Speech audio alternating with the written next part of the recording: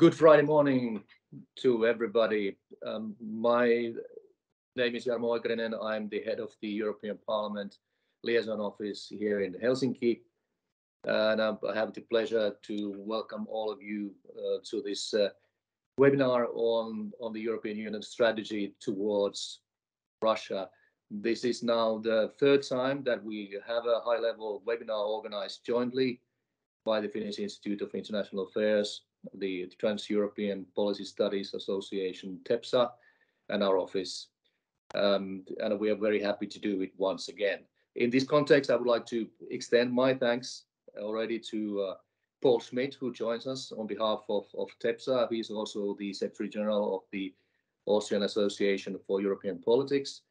And obviously, Juha Jokela, who is the Europe Director Director of the Europe Program at the Finnish Institute of International Affairs, and also will moderate this discussion. We obviously welcome our distinguished guest speakers. I will leave it to Juha to introduce them in more in depth. But without further ado, I pass the floor to Paul Schmidt for open remarks so we can kick off this seminar. Paul, please, the floor is yours. Well, thank you very much, Jarmo. I'm really happy to be here. Good morning from Vienna to Kiev, Helsinki, Brussels, and all the other places. And good morning to all the participants and to the audience who's listening to us. Russia and the Future of Europe, Lessons Learned and Future Prospects is the title and the topic of today's discussion. And to kick it off, I would like to mention this book here. I wonder if you can see it. It's a book which is published in the framework of TEPSA. It's a book on Russia and the Future of Europe, Views from the Capitals. It's a book that goes beyond the European Union, because it consists of a collection, basically, of 41 articles, of 41 chapters from 41 different European countries. So we have one analyst for every of these 41 countries that look at the issue through their national lenses. So if you want to know about the Icelandic relations to Russia, you look at the chapter on Iceland, or if you want to look about what Croatia thinks and how the economic, social, historical developments between Croatia and Russia are developing, well, you look at the chapter on Croatia. So it's a collection of similarities, but also of differences between the countries. And the book was actually written before or prior to the 24th of February. And I think that is important to know. It gives you a very good basis of the different relationships, the different national relationships with Russia, the complexity of reaching a consensus at European level, the complexity of maintaining unity, which is an issue where we're doing, I think, very well. In fact, the book actually takes the reader on a journey, as I say, through the highly interesting and very diverse European political landscape, and it gives you an idea and a flavor how different these relationships were, depending on history, geography, in particular on economic ties, but also depending on politics, all play a role in these relationships. And if you want to talk about the lessons learned and the future perspectives, it's good to have an idea of how the situation on the ground in the different countries, European countries, actually look like, because public opinion is really important here, because we want to maintain the support for the political action that was taken. And that's why we have to be very careful and very ambitious, I would say, and strong in explaining the actions which are taken. But also what you can see in the book actually is you can get a feeling about the different levels of dependencies that were built up between the countries, the different countries and Russia. You can get an idea of the illusions of special relationships between some of the countries and Russia. You can get a flavor of the impact of narratives and disinformation, which we need to fight at this point in time more than ever. And all these are the ingredients and elements which you need in order to be able to get into the public discussion and foster public support. And in fact, these public discussions have different levels and different qualities. We have a European discussion, but we have many national discussions. They overlap, but the national discussions and the regional discussions have their very characteristics, which we need to know when we communicate on these issues. Now, we need to maintain that public support for the political direction which we're taking, in particular with the price hike which we all experience. We need to explain where that comes from and how we actually fight it in order to make sanctions work and to actually give our action enough time to develop effects and their leverage and make a difference. Now, to round this up and start the discussion, I would like to thank very much Heidi and Juha Kiitos, because the two of you, in fact, contributed very much to this book. There's a strong Finnish input in this book. Juha wrote the chapter on Finland and Russian relations, on Finnish and Russian relations, and Heidi was so kind to write the foreword on this book. And having said this I conclude, and I very much look forward to the discussion, to the different point of views, and let's get it started. Thank you. Thank you, Paul Smith, very much for these opening words and your views and introductions also about the project that we've been working on. And I fully agree, it's a very important one to bring in these national views on important European policy questions. And of course, Russia, EU's Russia policy has been one of those. Thank you also for Jarmo Oikarinen for your welcoming words, and I have to say that this collaboration with the European Parliament Helsinki office as well as CEPSA has been very valuable for us, and we see a great value for this to move on in the future as well, bringing in both the kind of the Finnish audiences but also more broadly the European audiences to discuss, for instance, now Russia relations. As this European dimension is more important than ever also for our national discussions. We will now move on with the program and the webinar, and I will shortly introduce you to our guest, our excellent lineup of speakers, and invite them also to give their first remarks on the lessons learned and future prospects of EU-Russia relations. And after this first round of interventions, we will move to discussion part of this webinar, and the audience of this webinar can post their questions and comments by using the chat box of this Teams platform. And I will do my best to collect most of those, and all of those. I hope that there will be plenty, and present those in a more or less structured way for our speakers as well. But let's start with Heidi Hautala, who has a long experience in politics in general, both on the national and EU level. I think you became a member of the European Parliament already in 1995 when Finland joined the European Union, and you have held several important positions in the European Parliament, but also nationally. You have been also Minister for International Development here in Finland, and currently you are one of the vice presidents of the European Parliament. And within all that career path or politician path, you've been one of the discussions of Russia questions, both here in Finland and at European level.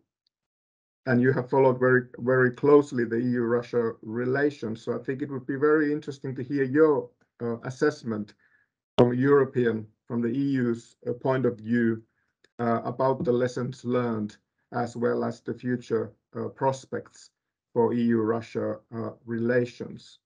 I think it's difficult now to see that what kind of relations with Russia are possible in the short term or even the midterm, but perhaps you have some thinking and insights on those kind of questions already done with your colleagues in the European Parliament and the Green Group. So Heidi, please, the floor is yours. Yeah, thank you very much, Juha. Thank you, Paul. And I also want to show you the book because it's really a rich catalogue to 41 relations with Russia. And of course, this diversity is an emanation of political, democratic traditions and cultures, but it does pose a challenge. And as I was asked to write the foreword to this book, I actually dwelled quite a long time on thinking what could be said. And I had long discussions with my team, which were very enriching. And now, of course, the book has been written, and even my foreword has been written before the 24th of February. Then I was a bit hesitating to read again after the 24th of February what I had written. So I made a kind of a running test. And I think it's not something that I should be ashamed of, because let's say that the warnings of what was to come have been around for those who have had the channels to observe them. And I don't think that I had anything more special in my relationship with Russians, but I was for many years already listening to the civil society, to human rights defenders, to opposition politicians who gave a very different perspective. And so indeed the warnings were there, and I would like to quote a bit freely though some important experienced civil society figures from Russia who wrote soon after the 24th of February this year that a state that kills and suppresses its civic space is then free to attack another country. So I would say that what we had seen, at least from 2012, when Putin entered his third term as president, we've had a sort of a very systematic suppression of the civic and closure of the civic space, which is now, I would say, complete. So that was a part of the strategy, and perhaps not all of us understood that. So how I would like to see what is now unfolding in front of our eyes as a fully fledged war and aggression of Russia to a neighboring country totally unprovoked, leaving such a huge destruction after it, is that perhaps, and this is maybe just a question, is this the last act of the dissolution and end of the Soviet Union? It might be, because if we look to Central Asia, for instance, we see that now, more than ever, some Central Asian countries represented by their presidents are teaching lessons to Putin and taking distance to him. There could be anecdotes. You are certainly aware of those, so I don't go through them. But there is this feeling that, for instance, quoting the president of Kazakhstan, Tokayev, he said very early after the beginning of the invasion of Ukraine that Kazakhstan is not going to end up on the wrong side of the new iron curtain. So he used those words. And I think it's quite a bold and brave expression from a country that has been under a lot of domination by Russia. So how this all will unfold is, of course, still a question, including what you have said, Juha, that we don't see yet how and when this brutal war will end. But there will be, I think, huge geopolitical consequences. So then, of course, we can look even beyond Central Asia and the eastern neighborhood of the EU, which is now even closer to the EU than before, to the extent that Ukraine has now been allowed to become a candidate country, and so has Moldova, who are struggling under the pressure, under aggression of Russia. And there may be some questions about where Georgia is going, but it's also there somewhere.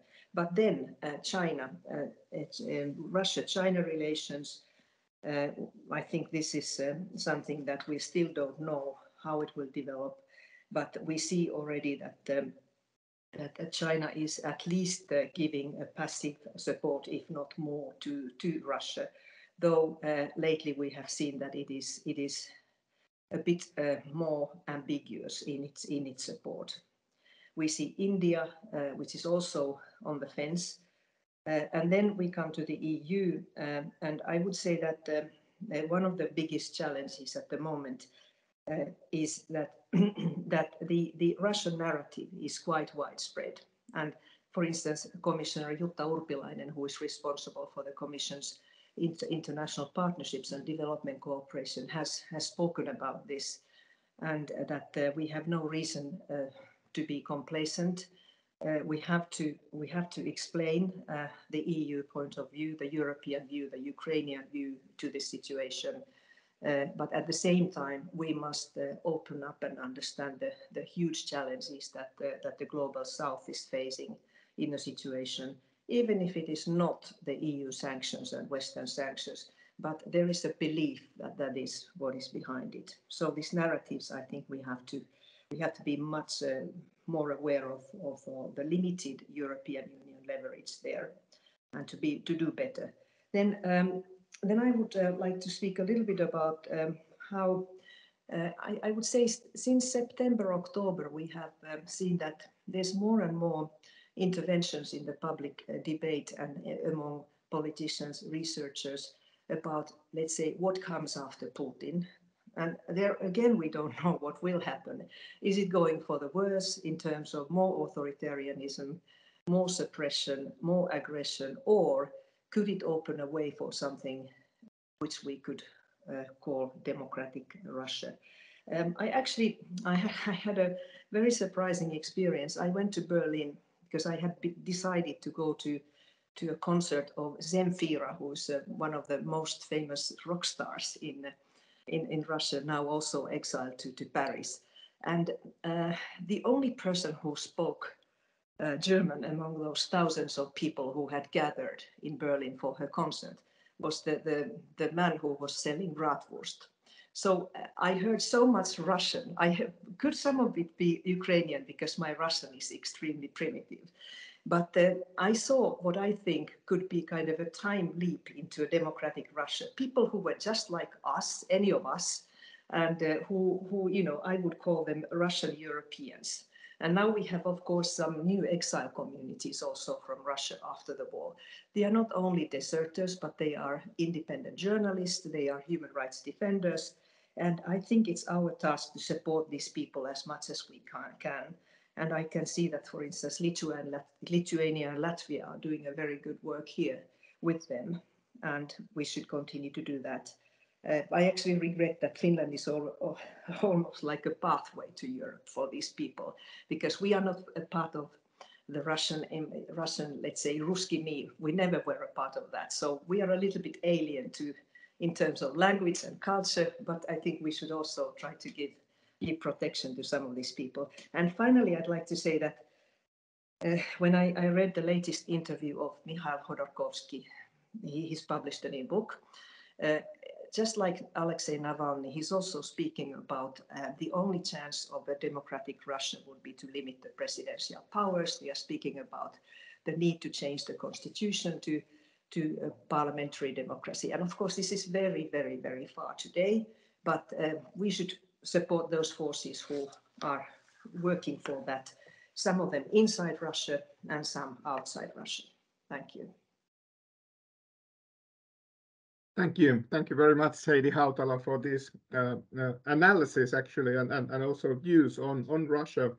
I think it was excellent that you also brought the broader global context, which is, of course, very significant for for EU and EU's relations with Russia as well in the future, because the strategic competition you mentioned also China and China-Russia relations is of course something which will provide a kind of a framework for EU's external relations in years and decades to come, I would think. And also this very important question about the development in Russia, and I think it's true that no one really knows what happens. And I think when one looks at what has happened, it seems that many of those, let's say, people who favor a liberal democratic Russia are now outside of Russia. And that's, of course, creates also an interesting or very important observation that what are the potential development trends then within Russia. But of course, there is a lot of uncertainty on that. But thank you very much. And we would now turn to our special guest from Ukraine. So we have Alexei Melnik with us here today. First of all, thank you very much for being with us during these very difficult and dreadful times in Ukraine. I'm sure that the thoughts of the participants of this webinar and your fellow speakers are all with you, and we are happy that that you also have a workable internet connection and you can be with us here. So that's excellent in many ways. But you are the co-director of the Foreign Relations and International Security Programs in the Razumkov Center in Kiev, and Razumkov Center is one of the member institutes of TEPSA, a very active one, have been for several years. And you have also an extensive career in the field of defense and international security. And you have served, for instance, as the first assistant to the Minister of Defense of Ukraine in 2015 and 16. And it would be very interesting to hear your views on the development, of course, in Ukraine. This is something, of course, that we all keep following very closely. And understandably, much of the media attention on Ukraine is on the currently unfolding military developments. Yet I hope that we could gain also some views on the political situation in Ukraine, as well as importantly on what in your views are the lessons learned and how the future prospects for peace and stability, one could say, in Ukraine and also more broadly in Europe looks like when now looked from Kiev. Please, Alexei, the floor is now yours. Good morning. Thank you, Chair, for the introduction, for good words. And first of all, taking this opportunity, I'd like to thank everyone who is present in this virtual room for immense support provided for Ukraine. And this is something I think that we can hardly overestimate, because this is our common battle, and I think this is our common task to win this battle. I would like to share some of the lessons learned. Probably I'm not going to waste your time like describing details. Unfortunately, very unfortunately for Ukraine, that Ukraine now in the headlines, and it's not the case that I would like my country to be present in the world media. But anyway, we have what we have.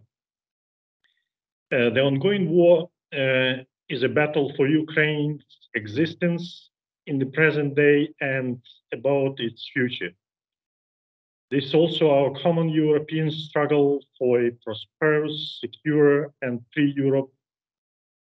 Sorry for repeating some like obvious things, but I think that we have to repeat from time to time something that is obvious for many of us, but not for everyone, especially when we hear some kind of strong statements or suggestions pushing Ukraine towards peace talks on no matter what the condition is.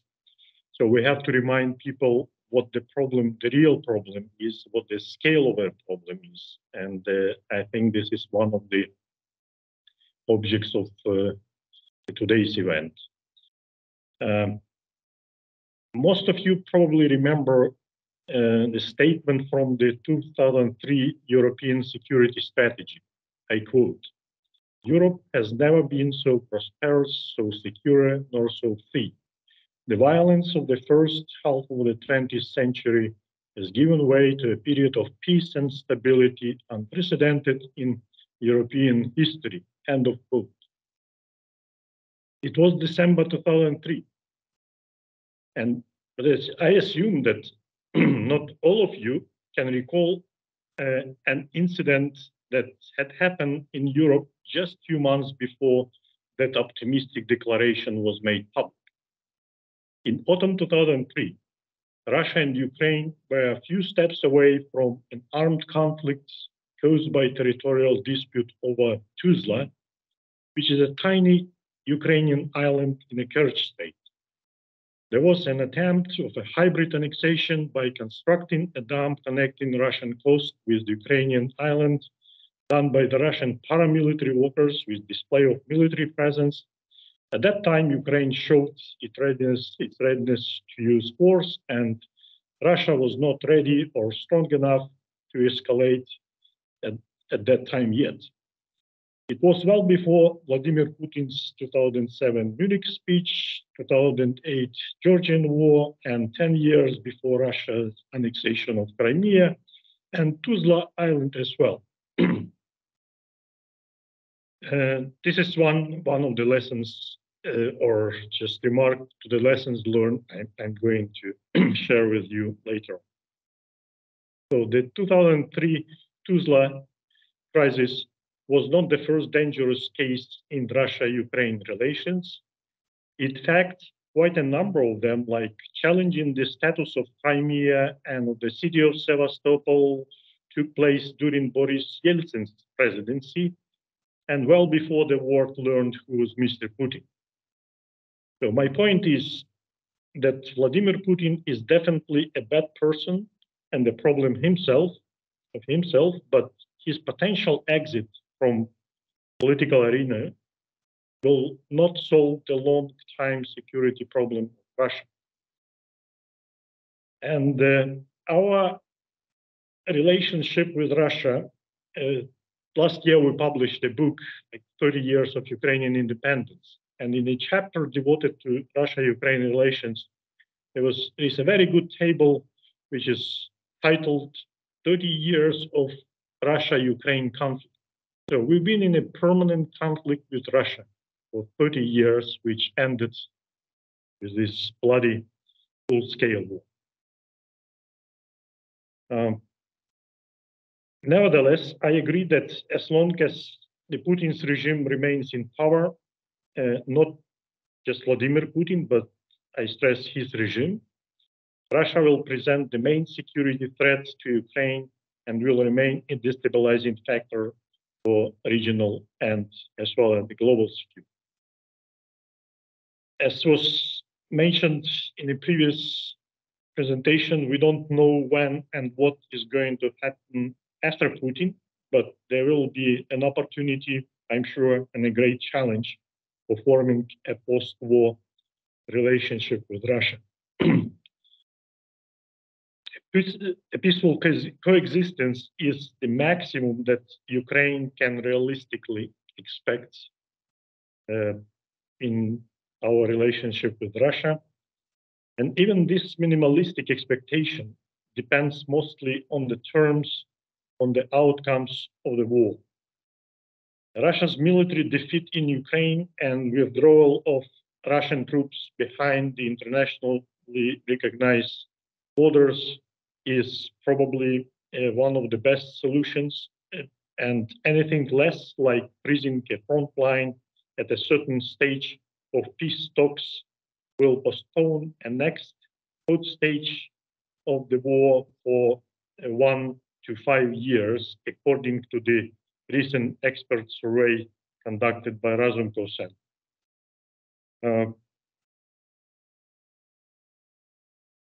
Currently, there are basically 3 scenarios how this war can be ended.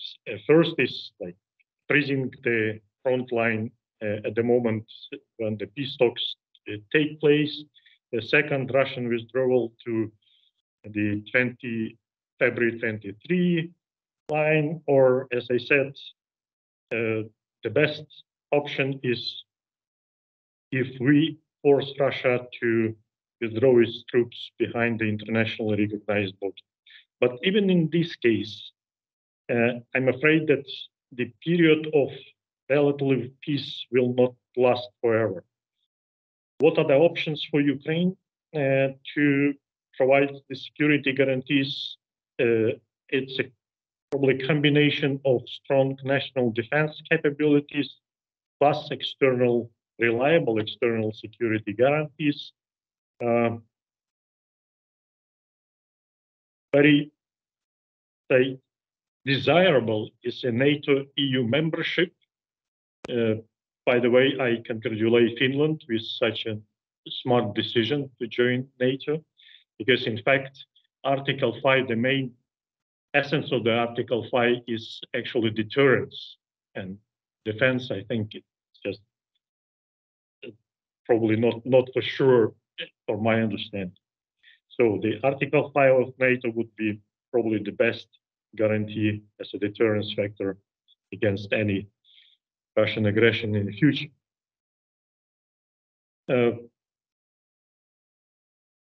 So what's going to happen after the Russian defeat, which is, I think, unavoidable, and it is, I think, very likely, as it looks from the progress on the front line during the last days and previous months.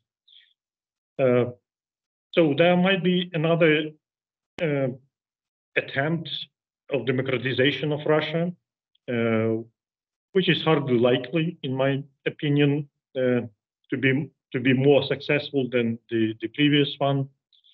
Russia might follow the Soviet Union's path of disintegration. A scenario, by the way, we have very limited power to impose and even more limited chances to prevent. But definitely, the Russia's military defeat will trigger a kind of tsunami development inside Russia. So we'll be facing another major crisis in Europe, but also I'm pretty sure that this kind of scenario will provide us a long-time solution. I also read this interview of Khodorkovsky. He's warning about the Russian administrative border becoming not just international border between different entities of Russia, but bloody borders for many years. But this is something, again, I repeat that Russia probably, or Putin initiated this process. And if it's going to happen, it's going to happen. And our task is to get prepared, to get some contingency planning, to be ready to face this situation. To conclude my speech, again, I'd like to thank everyone for the invitation, for the support provided for Ukraine, and regarding the question that I was asked to answer, what kind of support Ukraine expects from our partners. I think that should be steady and like interest-based, value-based support for Ukraine as long as it is needed. Thank you very much. Thank you. Thank you very much, Alexei, for these the remarks and analysis and insights to the situation, as well as concerning the future security needs of Ukraine and the developments in Russia. And I have to say that although the situation is very different, and you mentioned also the Finland's NATO membership, of course, the situation is very different, but there is, of course, one similar similar feature of Ukraine and Finland, that we both have a long border with Russia. And in our foreign policy, security policy thinking, whatever happens in Russia, the border will stay there.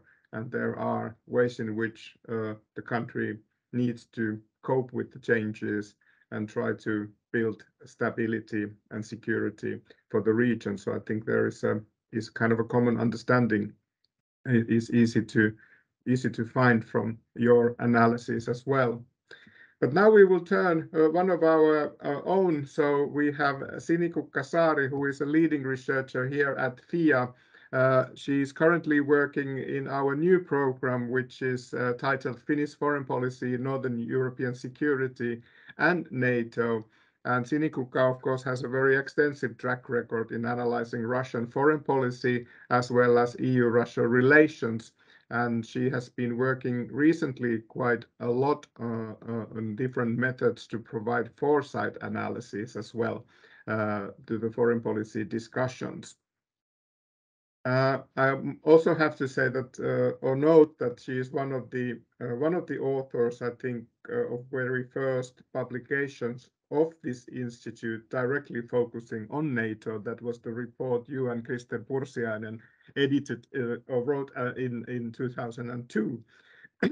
And it would be, of course, very interesting to hear your views concerning the ongoing changes here in the Northern European security environment. Of course, the Finnish and Swedish NATO membership has been also mentioned, and perhaps you could also be willing to ponder how has Finland, potentially also Sweden, reckoned with an aggressive Russia and how it sees the future prospects for relations. Please, Sinikukka, the floor is now yours.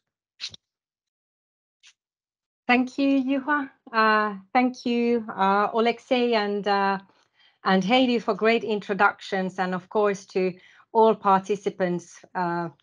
It's great to see so many of you today attending this event. Yes, indeed. Juha asked me to address in particular the Northern European security landscape and how that has changed as a result of Russia's war of aggression in Ukraine. And I would start with the point that I think in Northern European security, Russia's war of aggression has been a catalyst, not a disruptor as such. So it has been a catalyst that has accelerated dramatically developments that were in fact already taking shape at much slower pace and much more gradually. But nevertheless, I think that the direction had been set already earlier. So it's a catalyst. Both Finland and Sweden have been building their security partnerships with NATO very systematically for many, many years already. And the idea has been to get as close to NATO as one can without being an actual member. So when the war broke out, this train of thought was interrupted, obviously, but nevertheless, the direction was already set. So I think that even without this war, both Finland and Sweden would have eventually, perhaps after a decade, applied for NATO membership. So in this respect, I think Russia's war has simply accelerated developments. And I think the same applies actually to Ukraine's European integration.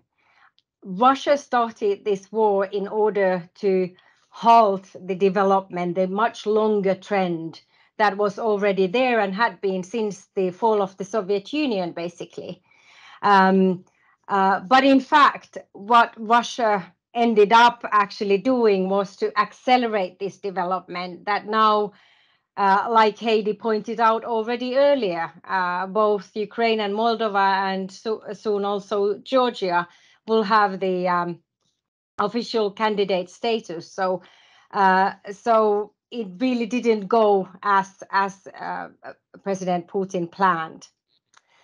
And one I think fact that proves that the direction was already set was, of course, the public opinion in Finland, for example, that the Finnish society very strongly supported Finland's application to NATO, and that was a big change. But in order to understand why they changed their opinion so quickly after the war broke out was really the fact that the groundwork had been laid already before, and just that this invasion, this brutal war, just enabled very quick decisions on this issue last spring. But I would say that another significant change in Northern Europe has been the fact that, and this is more like a mental shift, is that both Finland and Sweden see more clearly that their national defense is regional defense. And it's not only what NATO can do for us, but it's also what we can do for NATO. So there is a common realization in Northern Europe, but also I would say in Europe in general, that we are all in this together and we have to act together. We have to deter Russia together, and we have to defend Europe together. So I think this is a significant change in the kind of strategic culture of Finland and Sweden as well, that have long emphasized this kind of militarily non-alignment and try to somehow see that they need to balance perhaps kind of the regional balance. But now it is clear that we are integrating fully into NATO structures for the benefit of the whole Baltic Sea region and High North. And perhaps the third point that I would like to point out relating to the changes in Northern European security is the fact that the Finnish and Swedish NATO memberships will strengthen NATO's collective defense considerably in the Baltic Sea region, but also in the High North. And I think what is interesting this time around is the fact that often NATO's enlargement rounds have been driven by political considerations, and they haven't really necessarily enhanced the collective defense as such. But this time I think it's quite different, because both Sweden and Finland have been politically stable EU countries for a very long period of time.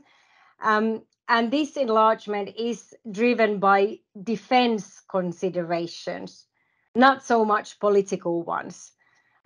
So I think it's good for Finland and Sweden. It's good for the Baltic Sea region, but it's also good for NATO as well. So that, yeah, I'll stop there. And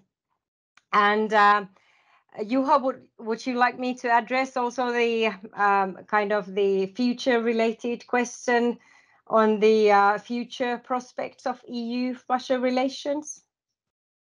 Well, that would be nice if you would be willing to do that. We can of course leave it for discussion, but if you have some points on that. Okay, so yeah, sure. Just very briefly, since Alexei and Heidi both took up very bravely the very difficult question, so perhaps I should address that as well. I think for the time being, there's very little room for EU-Russia relations beyond the sustained and strengthened support for Ukraine and Ukraine's fight against Russian aggression, as well as, of course, the fact that we should do everything we can to strengthen European defense and deterrence, and also energy security. So this is where our kind of immediate focus should be. But looking beyond the war, I think the EU-Russia relations will, of course, depend on on how the war will end and with what kind of Russia are we dealing with. I think this is something that Heidi already pointed out. But assuming that Putin will still be the leader of Russia after this war, I see very little prospects for positive or intensive cooperation. Putin is responsible for the horrendous war crimes, and I think making deals with such an actor would really bode very ill for wider European security order and its legitimacy. So I really don't see that such cooperation would be very sustainable in the long term. So I think what we can say at this point is that there is no going back to the EU-Russia relationship prior to 2022. And I think that we should assume that EU and Russia will have much more distant and restricted relationship for a longer period of time until something changes more fundamentally in Russia. And perhaps I'm not quite that hopeful as Heidi with regard to this question, but we know that future always holds great many surprises. So why not a positive one for change? Thank you. Thank you. Thank you very much, Sinikukka, for bringing in the Northern European security perspective and these major changes in the region. They are, of course, historic in many ways, but as you said, that they have been going on already with a slower pace. And of course, one thing which is something that we are following very closely is that there's been, to some extent, surprisingly little reaction from the Russian side to the changes, including Finland and Sweden's NATO membership. This could be partly explained because of the Russia is preoccupied with the war of aggression in Ukraine, and of course there are some expectations that in due course there will be at least military developments behind Russia's border to address this changed security landscape, but so far rather few developments if we compare, for instance, the year 2014 and beyond, when Russia became highly active in the Baltic Sea region.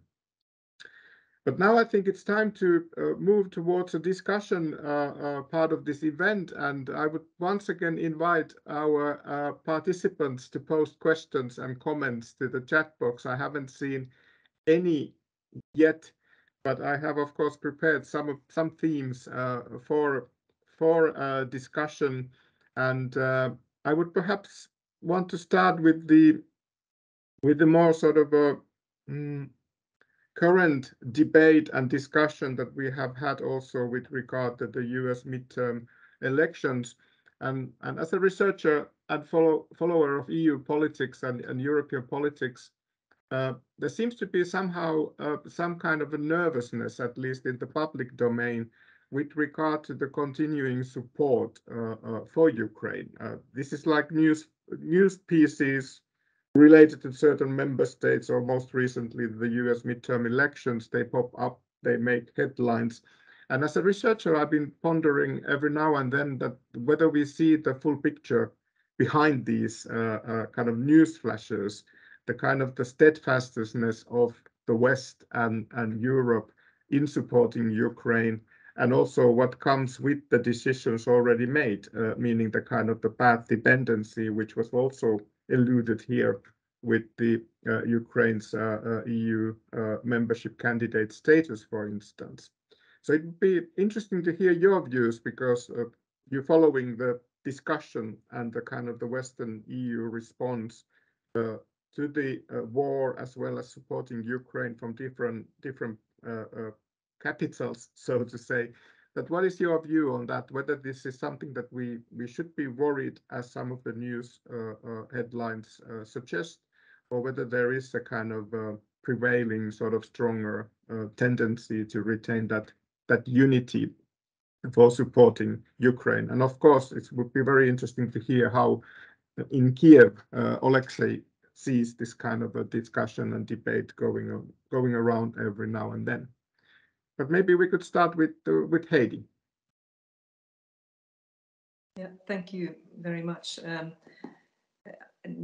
It has not gone unnoticed that there have been mass demonstrations in Italy last weekend about, well, I guess it's a mix of different things, but there is let's say, a strong undertone that it's time to look at our internal problems again, poverty, energy prices, but I guess it's a mix of some flavor of different conspiracy theories. So this is the kind of a new political reality that we have a force that is very quick to adopt new kinds of narratives which are not really supported by reason, I would say. So perhaps this will be strengthened in some member states, but I think I would still be optimistic that we understand as a let's say, like a large continent, and our governments and parliaments and the European institutions, European Union institutions, that this is an existential situation where we are, that as Alexei has pointed out, this is our common battle. So I think let's say that we have to make sure that these voices are prevailing.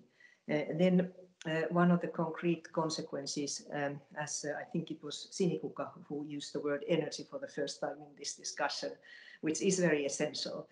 But I must say, of course, I'm a green politician, so I see that the silver lining of this catastrophe, continental catastrophe, is that now there is this double transition away from Russian energy dependency, but also away from fossil energy dependency. And we have to be very strong on that, because that's then needed also, because now that we live in a kind of a perma-crisis situation, some people speak about polycrisis, so permanent and multifaceted crisis that will surprise us ever new dimensions. So the energy issue is also existential. And then, of course, how the EU member states deal with the energy poverty is really important. But I think it's essential that whatever the supporting mechanisms to our enterprises and citizens are, that they are also leading the way towards independency of fossil energy. So that would be my reaction to your question, Juha. Thank you. Thank you very much, Heidi. And Alexei, do you want to come in and comment on the EU and Western unity?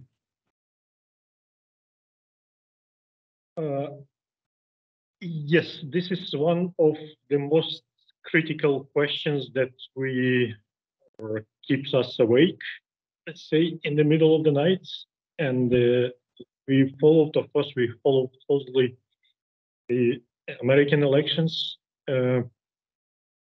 being, to be honest, pretty sure that no matter what, how many seats or how the seats will be divided between two main parties in the United States, that the United States will continue support for Ukraine, because this is the situation where our interests in this war, we can definitely say this is our common interest. But the situation, again, it cannot last forever. I mean, another interest is to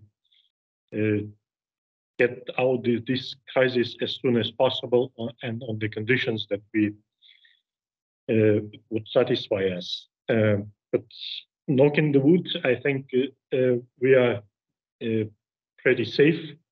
Also, if you look at the recently adopted NATO and EU strategic documents, it also provides us kind of big hope for this political approaches or strategic approaches, which gives ground for political decisions and very favorable for Ukraine. But public opinion was mentioned a couple of times, and we do understand that people are getting tired of war, and we shouldn't take for granted this immense level of support that Ukraine enjoyed during the first months. So we have to all have to work together to explain people why it is important, and then that what they suffer is something that is really needed for their own security, for their own future. And you mentioned, Heidi, climate change issue. Believe you or not, but when I saw these huge smoke and explosions in February this year, and one of the questions I asked myself, what about climate change and what about air pollution? So this is, believe me, for us, I mean, it's still important, but it's just something secondary. And the damage that, there are some estimates, like what kind of damage to all the efforts been done and all the investments been done during the international community to prevent the global warming been just destroyed completely, at least on this part of European territory. Yes, I think that's a very important observation also in terms of the short time implications. And then, of course, when we hopefully soon move to the debates about the reconstruction of Ukraine, then, of course, the kind of the midterm perspective, I would believe that many of the activities done under the reconstruction will be climate friendly, so to say, to kind of and relates to the EU's and Western aspirations to move to carbon neutral societies. But now we have Paul Smith, who would like to come in also, I guess from maybe a Austrian or from the editor's perspective for the book, and then Sinikka Kasari. No, I'll be very quick. I have 3 to 4 points which I would like to make because I think the discussion is really very interesting, and I'd like to reiterate what Alexei said on 2 issues. One is when you said at the end of your first intervention that what kind of support for Ukraine would you expect, and you said it should be steady, it should be value-based, it should be interest-based, and it should be a continued support. I think that is very crucial in terms of transatlantic relations and transatlantic support, but also within the European Union.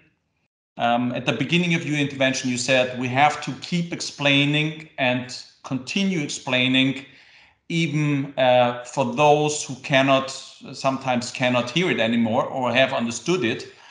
But I could not agree more, because there's so much.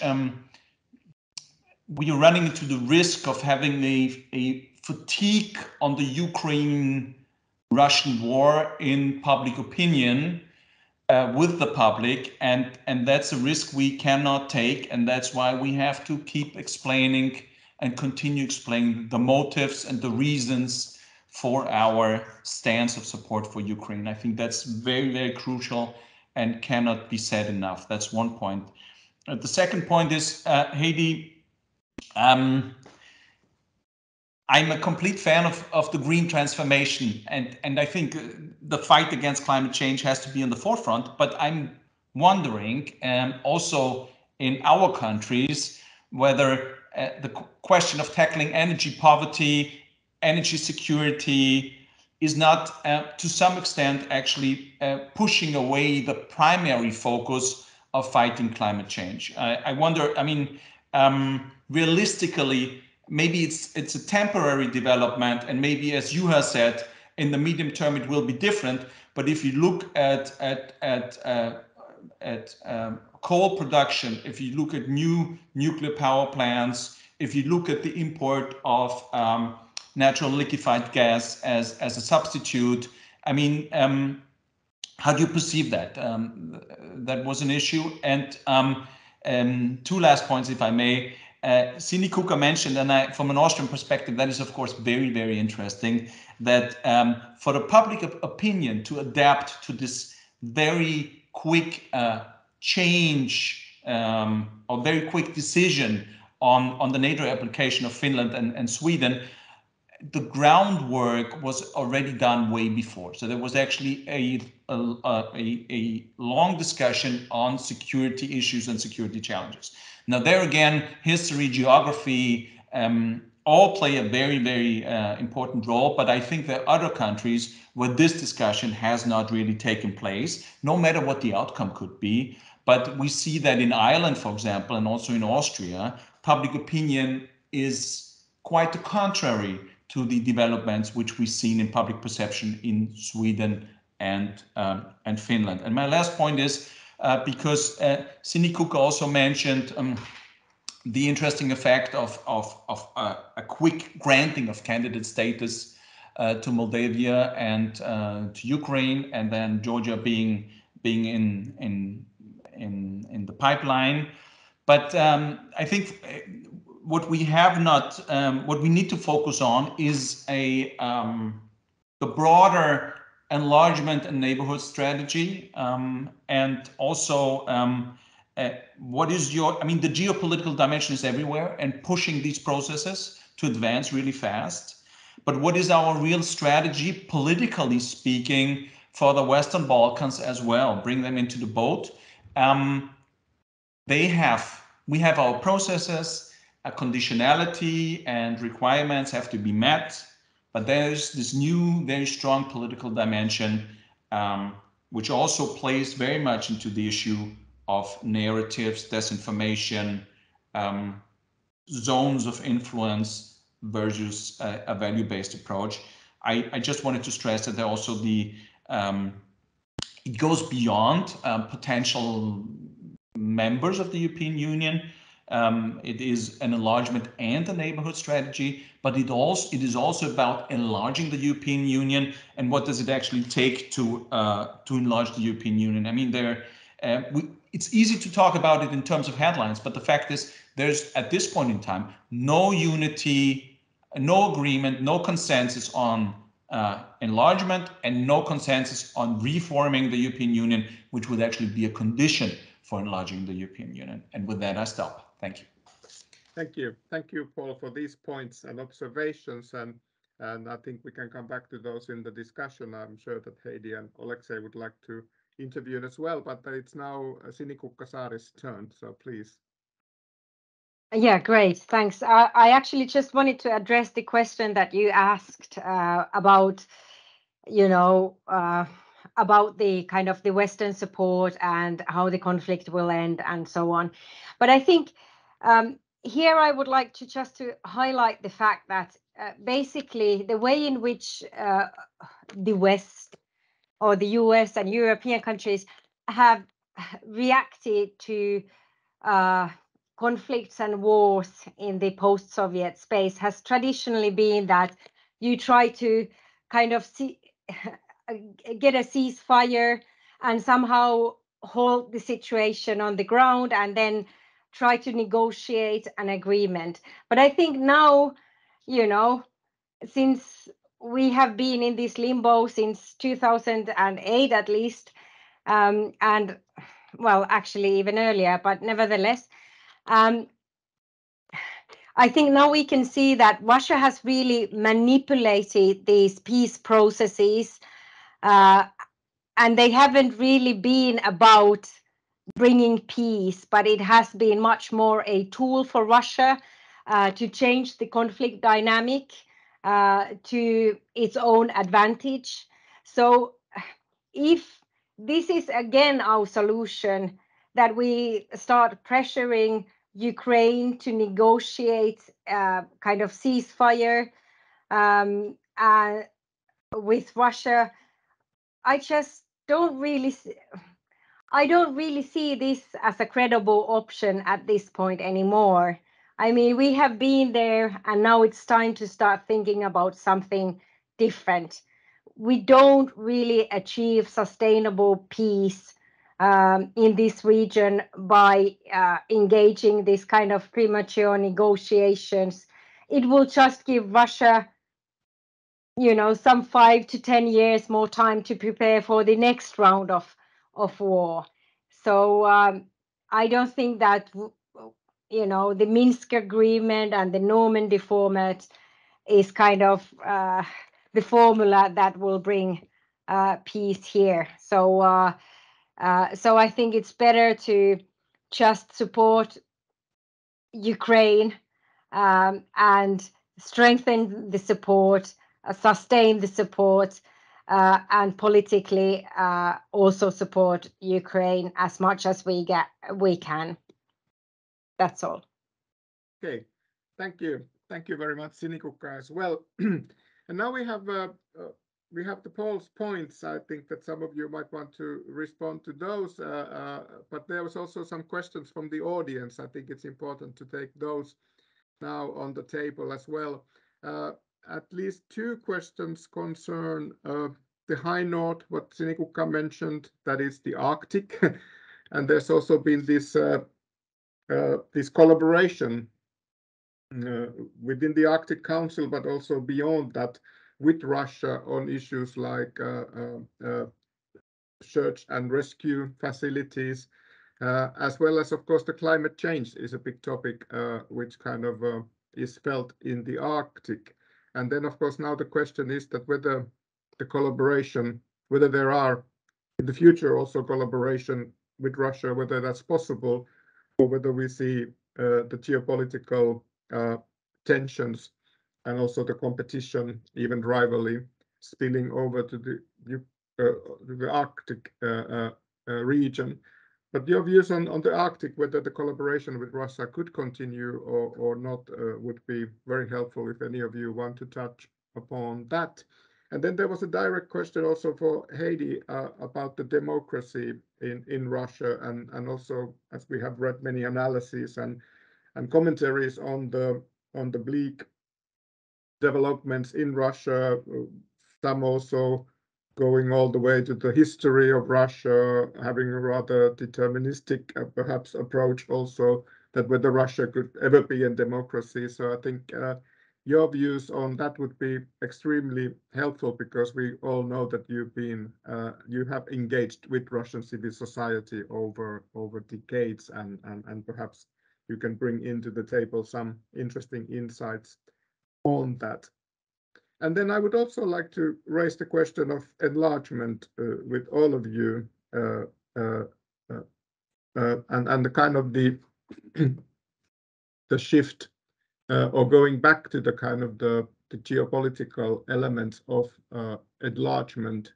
And I come from a generation when the enlargement was and has been viewed as one of the key foreign policy tools of the European Union. A rather successful one, of course. We have seen some other type of developments also related to the enlargement and the challenges that it has brought. But I think Paul's question, whether and when EU is ready to enlarge in terms of its institutions and decision making, is an important one, as well as at kind of will the expectations of enlargement that has been now sort of opened up also for Western Balkans, whether those will materialize, or whether there are possibilities that EU can keep its promise, so to say.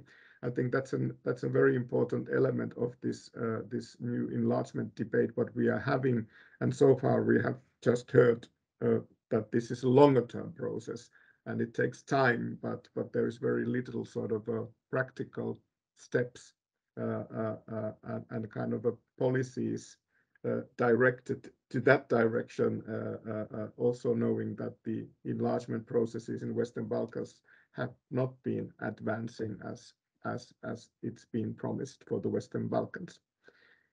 So who would like to go first? You can pick and choose from those questions, the ones that you would like to touch upon. Maybe Heidi, because there was a question that's on Arctic and the democracy in Russia. Maybe those are the ones that you feel that you want to answer. Thanks, Juha. I'd first like briefly to react to Paul's observation of the, let's say, contradictory nature of the green transition, which now, of course, is a kind of an official mainstream EU policy. But it's true. But I have a colleague who says that it's like at Christmas time, you overeat, you have all kinds of delicacies which you don't normally have in your diet. But if it's just temporary, it's okay. Then in January, you return to your diet, your normal eating habits. I think this is a very nice way of putting it, that we probably have a need now to sort of be a little bit more permissive on deviating from the green transition. I mean, I of course would like to minimize the imports of LNG and opening of coal mines and whatever. But if it is a temporary, limited period, which will help us to get rid of the Russian energy dependency, then I would say we have to do it, because I completely agree with Alexei that we can all be horrified about the, let's say, also the environmental damage that the war is spreading. But it's unfortunately now is the most important thing to defend Ukraine. So but I think Sinikukka made a very interesting observation, which is very much in line with what Alexei said earlier about the nature of these conflicts in the EU neighborhood. That it's true that Russia has been very smart in manipulating the any kind of peace efforts, and it's always the same pattern. And I thank you, Sinikukka, very much for saying that now those who call for ceasefire, going to the negotiation table between Ukraine and Russia, are in a way going to end up in the same trap. And Alexei mentioned earlier that even if Russia would retreat to its internationally recognized borders, to Ukraine's internationally recognized borders, they would perhaps not be a lasting peace. And this is, of course, a big challenge. How should European security be shaped after this? I tend to see that where we are going to go, from the assumption that there will be a defeat for Russia in this military aggression. It will be like, you know, like we talked about Germany in the year zero, like in 1945. I think it will be a similar situation for Russia. And there will be the deep question of accountability on war crimes and crimes against humanity. We cannot go to business as usual with a country that is in such a situation. So that I can't even think of what that could look like. So on democracy, I'm not saying that I'm optimistic, but I think there are some, let's say, weak flames that we have to keep alive, but with a view to times ahead. So I mean, whatever will happen in reality, we have to believe that there are those democratic forces somewhere in Russia and outside Russia now very much that we need to keep alive. So we don't know if this will succeed and lead into a democratic parliamentary democracy in Russia, which sounds like completely out of imagination today, but that's what I believe we have to do. And I think it's great that, for instance, Khodorkovsky now said that without this kind of deep reform of the institutions and reduction of the powers of the president, even he doesn't think he will become president, but he said if he became president, he would very soon, under the actual system, start to believe that he knows everything better than anybody else, and then he would concentrate all the powers to himself. So this is the thing. There are no good Tsars, there are no bad Tsars. It's just simply undemocratic to have such a God-given sovereign power to one person. Thank you, Heidi Hautala. And now I would like to give the floor for Alexei Melnik. Maybe you want to touch upon some of the themes and topic raised. There was also one question posed to you in the chat box, which relates to the security guarantees that Ukraine expects post-war. I think the point was that this, if the war doesn't end in a kind of a complete defeat of Russia, so what Ukraine could potentially realistically expect, what kind of guarantees would be available, and what kind of guarantees the Ukraine could strive for. Please, the floor is yours. Yeah, thank you. This is one of the topical issues that we are trying to both discuss and to promote. And some of you probably are aware of the proposals made on the official level regarding the guarantees. The best and the most desirable option, as I said, is NATO membership, having in mind the possibility of getting such a membership for Ukraine regarding all the circumstances. But as we saw from Finland and Sweden experience, something that was impossible 12 months ago becomes possible. So nothing is impossible. And I assume that the situation can change to the extent that Ukraine will be accepted in the same fast track procedure. But again, a lot depends on the outcomes of the war. As for the other options, none of them probably can be a substitution, because we have already experience of having this big treaty with Russia on friendship, cooperation, and mutual something. And Budapest memorandum. So there are some other options, like now I think being discussed in the experts communities, like creating coalitions of the willings, and we have some very practical examples like Ramstein formats. So this is something that I think we can develop in the future, and not just to substitute existing institutions like NATO or the EU, but create inside, or as is written in the EU strategic compass, is to encourage these coalitions of willing and able states to work and conduct operations or other initiatives under the framework of the EU and the political guidance of the Council. And that's kind of options that we can discuss. But again, it's still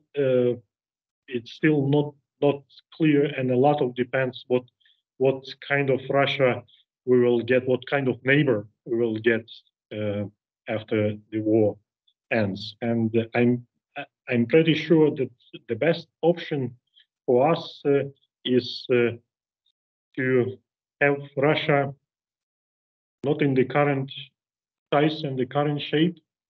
I don't know about this Khodorkovsky's idea of having Russia as a parliamentary republic. I'm afraid this is not something that we can impose on Russia, and this is not something that is going to happen in Russia. So, but let's do what we can and work together. Also, I see that the time is running.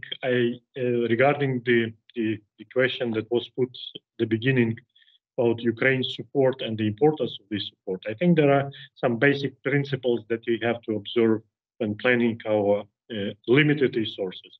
First, there are also very urgent priorities and requests coming from Ukraine, like air defense, anti-missile protection systems, and this is something that I think that we have to try to satisfy, keeping in mind all these strategic plans and conditionality and so on and so forth. But at the same time, it's hard to keep this balance, that all that we do now should be also aimed at our strategic goals and our future security architecture, But this just this particular example for Ukrainian strengthening Ukrainian air defense, which serves at the same time two purposes. First, it helps Ukraine now to protect the skies, protect civilian infrastructure, civilian population, but at the same time, this is a long-time investment in our common European defense capabilities. Thank you. Thank you. Thank you, Alexei. And now back to Sinikukka, if you want to intervene. Yes, thank you. I mean, there were several questions relating to this kind of positive cooperation, like, for example, search and rescue and climate action and so on with Russia. Well, yes, it is true that for a long time, although there were already massive tensions in the Baltic Sea and also in the Arctic, still, for example, we did have good collaboration on search and rescue and so on, this kind of a bit more technical fields. Yes, now they are on pause, but it's not because what we chose to do, it's because of what Russia chose to do in Ukraine. So I think sometimes you need to we need to start thinking as Europeans a bit more strategically also, that sometimes you need to, you don't just look at the trees, but you have to see the whole forest here. And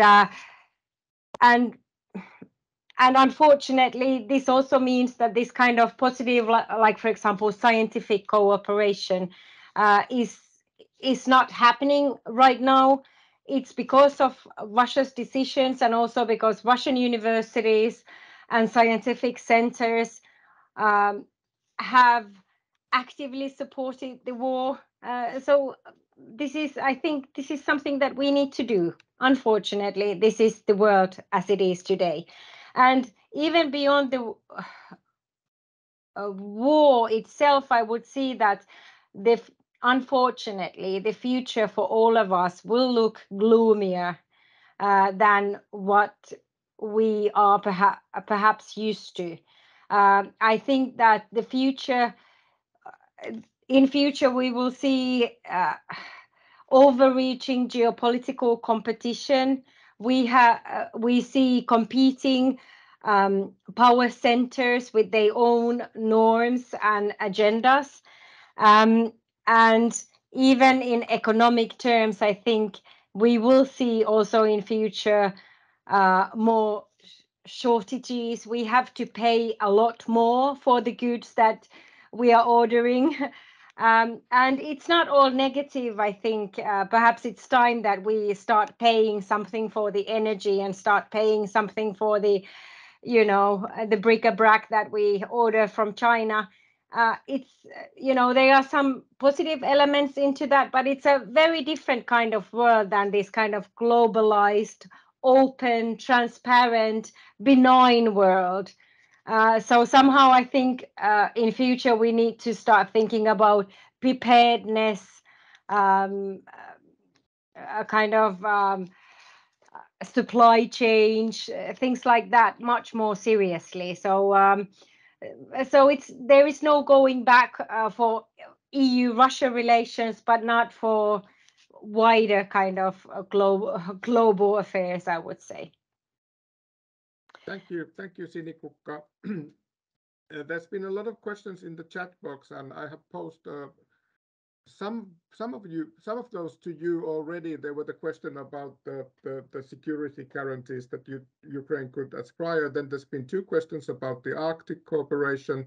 That's something that we haven't been able to touch upon.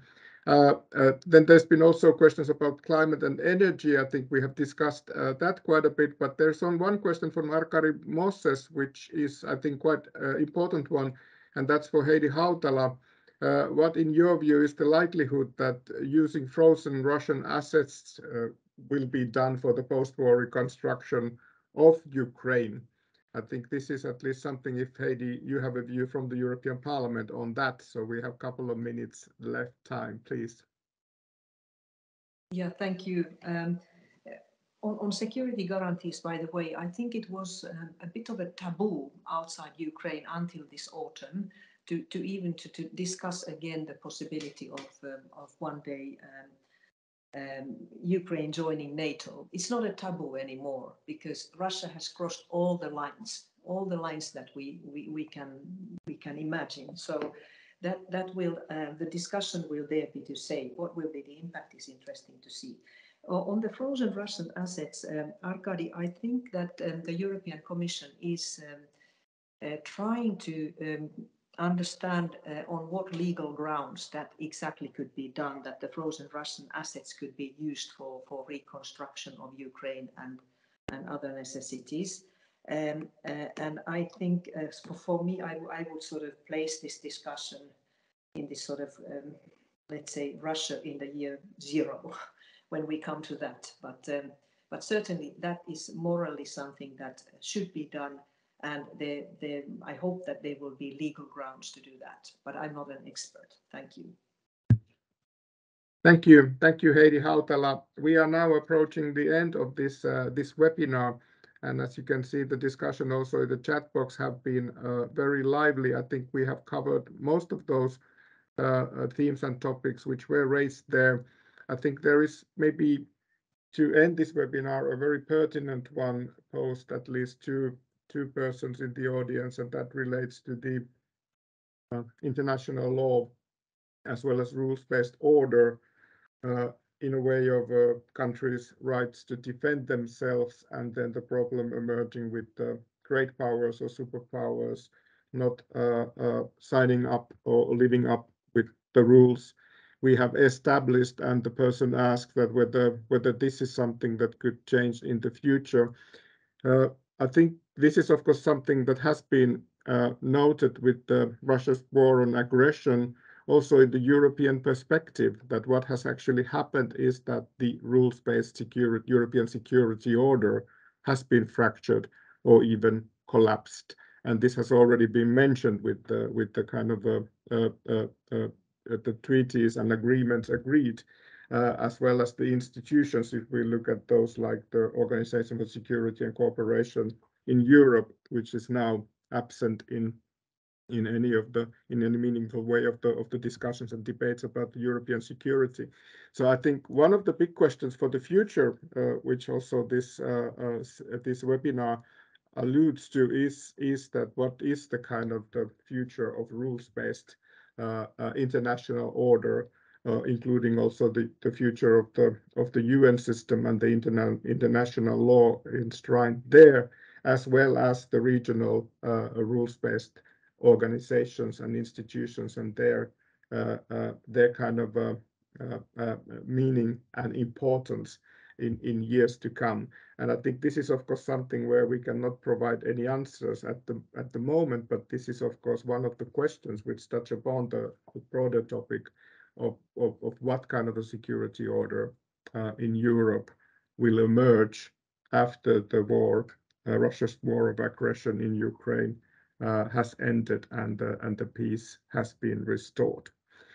But with these words, I would now like to thank our audience for your active participation in this webinar, and I would also like to give my very big thank you for our excellent speakers in this webinar: Heidi Hautala, Oleksii Melnik, Sinikukka Saari, as well as Paul Smith, providing some important comments as well as the opening words in this webinar.